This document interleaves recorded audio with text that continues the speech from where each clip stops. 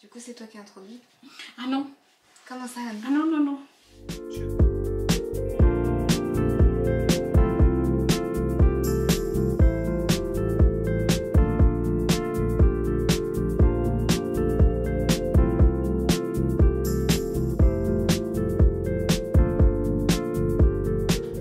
Salut, c'est Cassandra. Bonjour, c'est Capucine. On se retrouve aujourd'hui pour notre deuxième vlog couture en collaboration. En collaboration. En collaboration, en fait non, pas en collaboration, mais Wissu nous a offert deux patrons.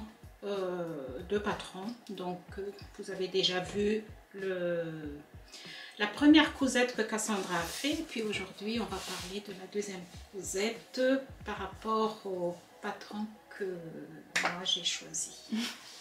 Je laisse Cassandra pour parler un petit peu de Wissu. Si vous êtes pas, enfin si vous n'avez pas déjà vu le premier épisode, bien sûr on vous le remettra dans la barre de description ou dans le petit juste en haut. Donc effectivement, oui, Wissu, c'est une plateforme française dédiée à la couture qui propose une marketplace de patrons, des patrons pour femmes, enfants et hommes.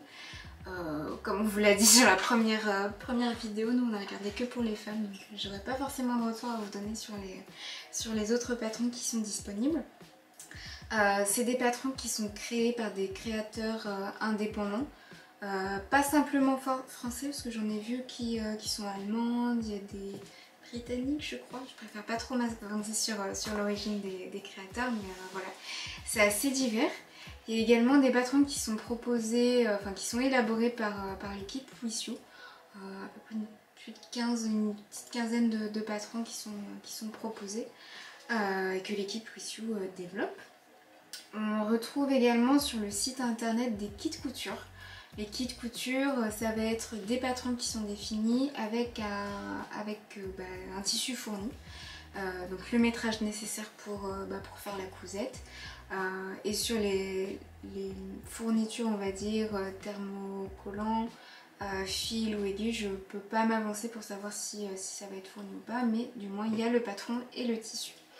Vous retrouvez également les tissus sur la plateforme de Wissu. Donc comme un site internet dédié aux tissus, vous y retrouvez la même chose.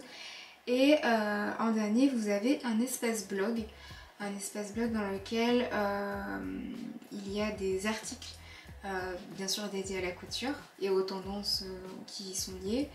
Il y a un dictionnaire des termes liés à la couture, il y a des articles qui mettent en valeur les créateurs indépendants. Voilà, c'est des articles qui sortent, il me semble, toutes les semaines. Et c'est aussi une marque qui est très présente sur Instagram, qui propose tous les jours en story en fait les nouveautés des patrons qui sont mises en ligne, les tissus et les réalisations faites par les couturières, voilà, tout simplement. Donc voilà, c'est nous ce qu'on a bien aimé, c'était un petit peu l'univers de la plateforme, c'était très épuré, très moderne et puis très agréable, parce que des fois il y a des sites que... Ouais. Mais c'est vrai que leur site il est bien aéré, bien moderne, c'est vraiment agréable à regarder. Et puis il y a vraiment des détails, des informations qui sont nécessaires aussi pour choisir son patron. Voilà. D'accord. Tu as choisi quel patron? Alors moi j'ai choisi la robe rose de Florence Fernandez. Je pense que vous connaissez déjà, elle est très présente sur Instagram. Et j'ai choisi de faire... je vais aller le chercher. Donc j'ai choisi la robe rose de Florence Fernandez dans ce tissu de Dressenstoffen. C'est un viscose. On dirait qu'il y a un peu de lin. Oui. Je me demande si c'est bien marqué. C'est pas un lin viscose? Non, non. Je sais pas, pour moi c'était viscose, mais je peux me tromper. Hein. Trop beau. Voilà, comme ça. La robe rose, en fait, c'est une robe très féminine qui a un décolleté en forme de cœur devant. Donc ici, la difficulté se trouve ici. Et un joli décolleté derrière, normalement, qui est en forme de... qui est un petit peu arrondi. Il n'est pas carré. Et en bas, c'est une jupe godée avec une ceinture au bas. Moi, j'ai mis une ceinture. Donc après, au niveau de bretelles, soit vous avez le haut avec un bretelle qui se noue à l'épaule, ou bien avec des volants. Moi, j'ai choisi avec des volants. Difficulté, il n'y a pas de... C'était pas marqué. Il n'y avait pas, c'était pas du tout marqué. C'est disponible en taille XS à XL. Au niveau de tissu, elle a demandé, c'est marqué qu'il faut 3 mètres de tissu, je pense, je sais plus. Il faut beaucoup de tissu parce qu'en fait, tout le haut, c'est 3 mètres de tissu. Parce que j'ai acheté exprès, oui, 2,50 m de tissu. J'ai acheté exprès le tissu en fait pour faire la robe. Tout est doublé devant, du dos et devant. Et la jupe mérite aussi pour le tissu. En tout cas, c'est très transparent. Donc il faut mettre une petite jupette ou bien je verrai bien. Oui, sinon je mets une petite jupette. Les boutonnières, toutes en bouton derrière. Donc moi j'ai ouvert les boutons jusqu'à un certain endroit et à partir de 1, 2, 3, 4, à partir d'ici, c'est des boutons fermés. On ne peut pas ouvrir, donc je l'enfile comme ça ou par le haut. Elle est très jolie cette robe, il y a beaucoup de modèles sur Instagram. Les bretelles étaient très longues pour moi, donc j'ai enlevé 7 cm. Ah oui? Oui. Je trouve aussi, pour le haut, je trouve que sa taille très grande parce que je l'ai fait en taille M et j'ai enlevé 1 cm de chaque côté ici. Okay. Le bas, je l'ai laissé en M et je n'ai pas eu besoin de froncer la jupe. Voilà. Est-ce qu'il faut la froncer? Il faut froncer légèrement. Okay. Ce que j'ai oublié de vous dire aussi, en fait, c'est une robe qui est assez cintrée, tout le devant ici, parce qu'on a une pince poitrine qui vient d'ici, donc jusqu'au milieu, ça ne se voit pas du tout là-bas. Et on a une pince aussi qui vient de la taille et qui monte en haut. Et en fait, les deux pinces, elles se rejoignent en pointe. Donc ça aussi, il faut bien faire attention quand on le fait. Donc ça, c'est pour la doublure et le dos. Et dans le dos, il y a une petite pince de 5 cm pour cintrer. En fait, le haut, il doit être bien cintré. De toute façon, les étapes d'assemblage, tu les présentes. Voilà, j'ai marqué tout ce que... Voilà. Peut-être que j'ai trop parlé. Sandra verra bien le tournage.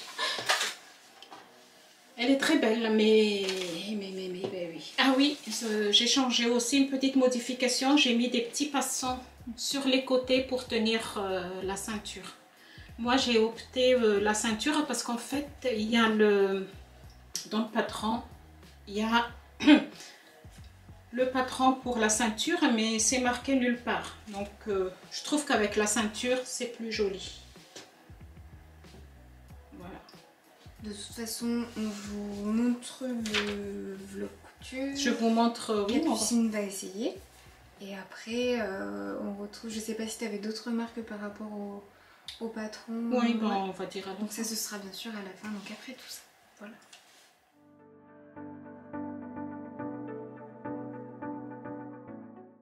Capucine commence à découper les surplus d'impression qui sont repérés sur les différentes feuilles du patron, qu'elle vient donc découper avec un massicot trouvé chez Action.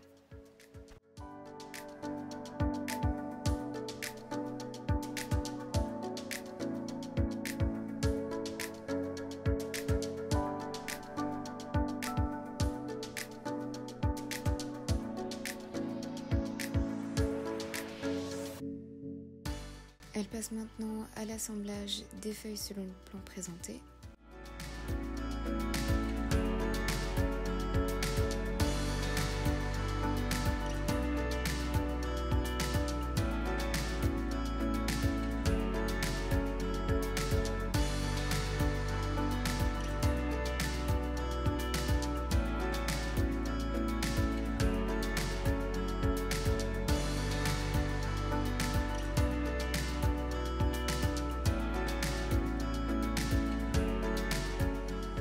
Après avoir tout assemblé, elle passe à la modification de la longueur de la jupe, puisqu'il y a 2 longueurs qui sont proposées, une longueur midi et une longueur normale.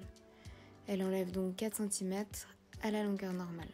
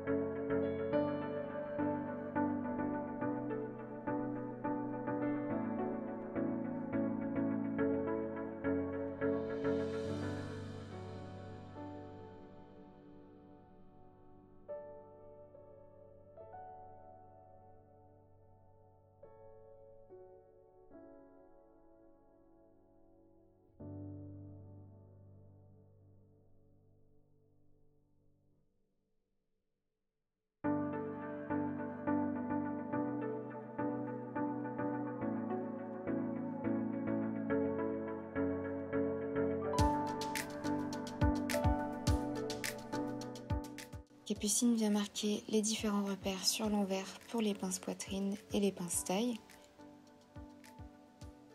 Puis elle vient préparer les 4 pinces qu'elle viendra piquer à la machine. Des pinces qui seront également à créer sur le tissu de la doublure.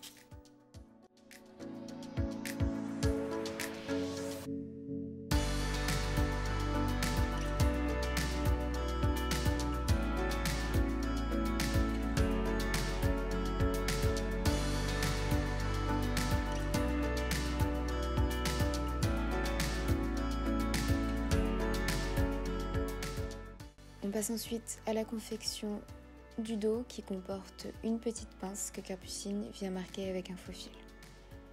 Elle marque par la suite les différents repères comme pour le devant et elle répète l'opération des pinces du devant sur le dos.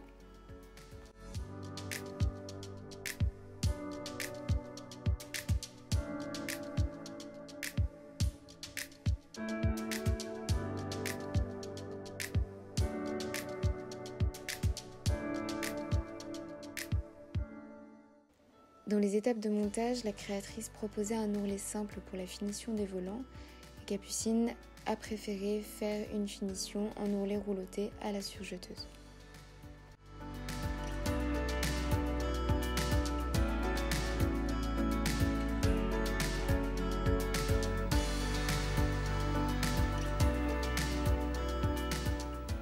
Puis elle passe à la création des fronces où Capucine donc vient régler sa machine sur le point le plus long, en l'occurrence donc 5 cm, et avec 2 lignes de fronce, une à 0,5 cm et la deuxième à 1,5 cm.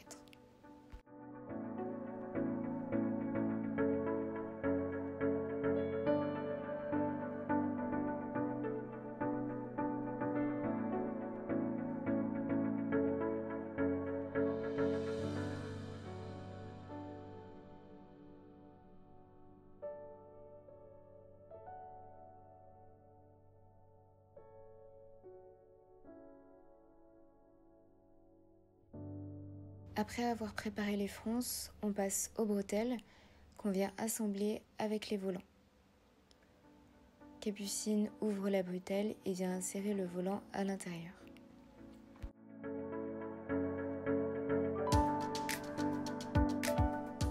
Juste après, elle vient assembler les différentes pièces du haut, devant et dos, qu'elle pique à 1 cm du bord, surjette et vient ouvrir par la suite au fer.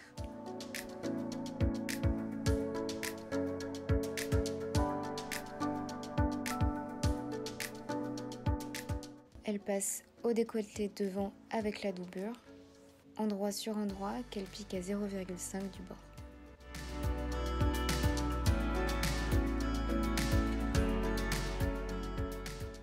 Juste après, on passe au montage des volants qui viennent se prendre en sandwich entre le tissu extérieur et la doublure, selon les différents repères du patron. Puis on vient finir d'assembler les deux tissus.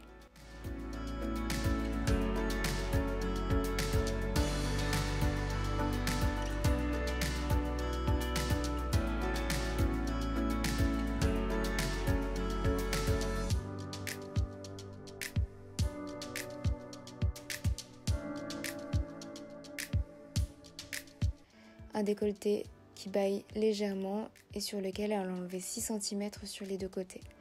Elle apportera légèrement des ajustements sur le derrière au niveau de la patte de boutonnage. Elle passe ensuite au montage du bas. La jupe devant a été coupée au pli et le dos sans être dans le pli. Le dos et le devant donc qu'elle vient assembler où elle pique à 0,7 cm puisqu'elle viendra surjeter par la suite.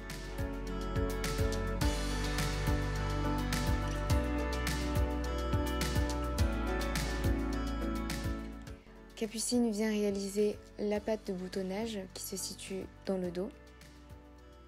Elle plie une première fois vers l'envers à 0,5 cm puis une seconde fois à 1 cm. Elle utilise le fer pour marquer le tissu et faciliter la piqûre.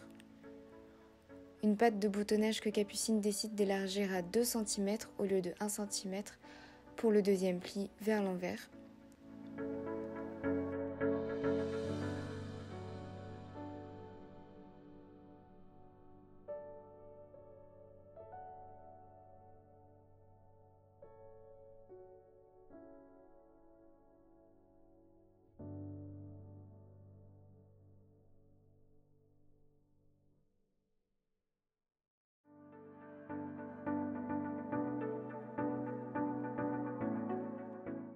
Et elle vient ensuite poser un thermocollant pour faciliter la réalisation de la boutonnière qui viendra après.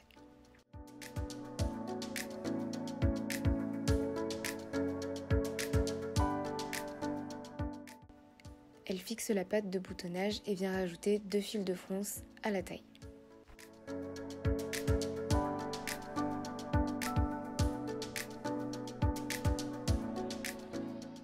Elle passe à l'assemblage du buste avec le bas, endroit contre endroit avec la jupe légèrement froissée, sans prendre de la couture la doublure haut, car elle viendra repiquer par-dessus après cette étape pour fermer la doublure et réaliser une jolie finition à l'intérieur.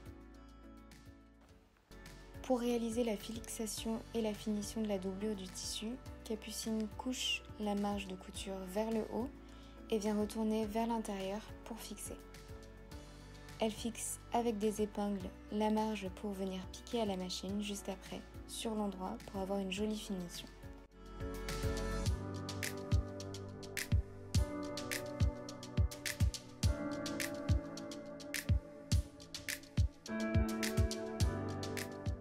Puis, elle vient finir le bas du jupon par un ourlet rouloté, comme pour les volants, avec un fil mousse noir pour le boucleur.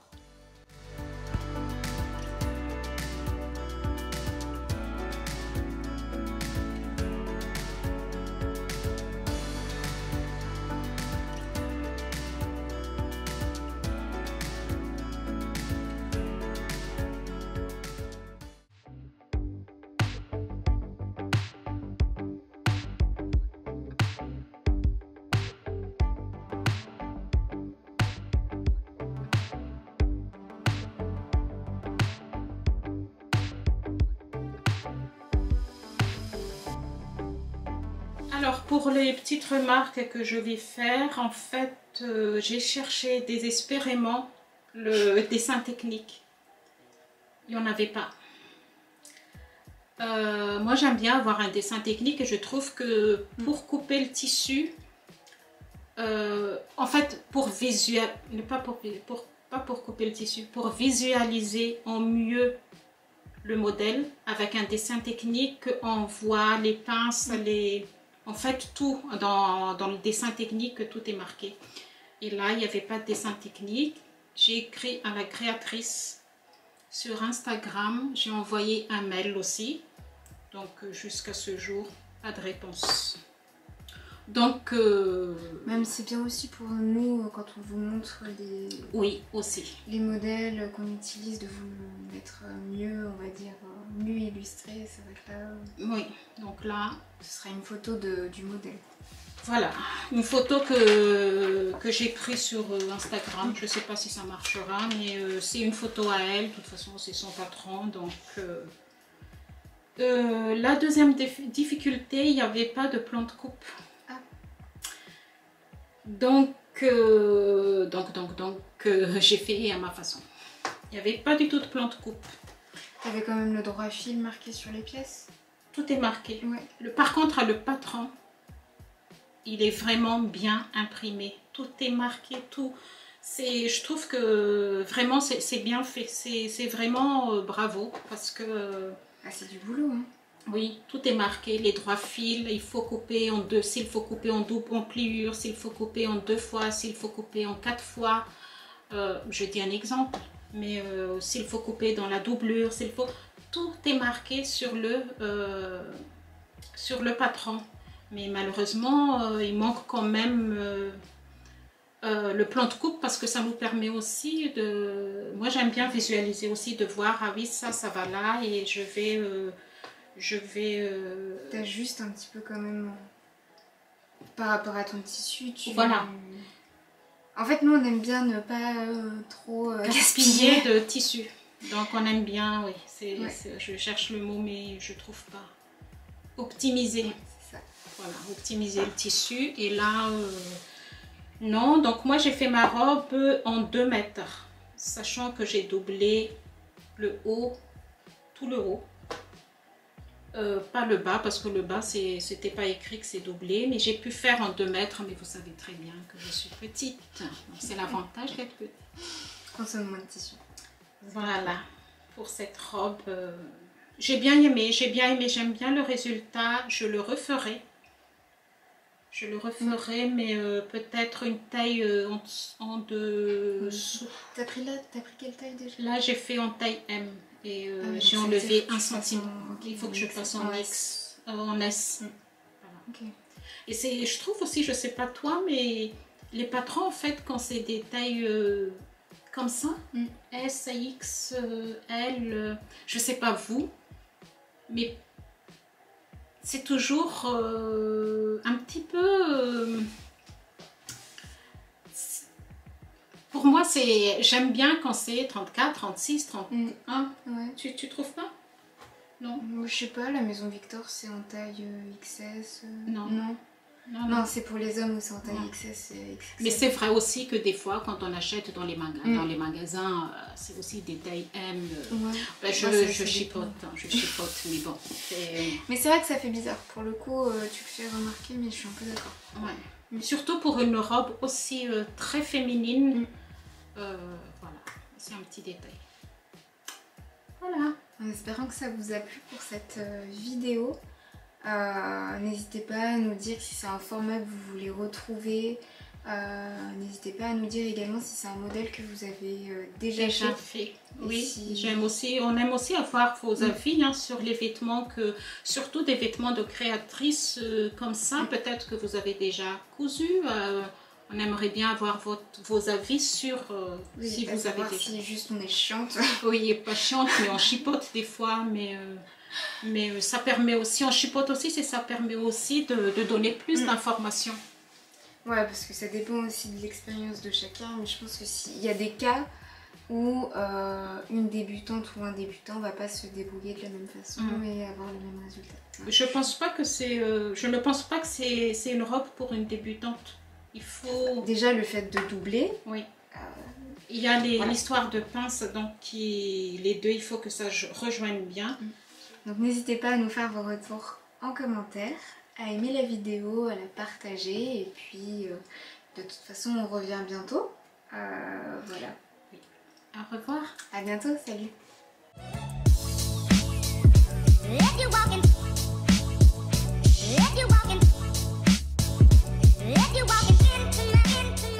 Bonjour, c'est Capucine. On se retrouve aujourd'hui pour notre...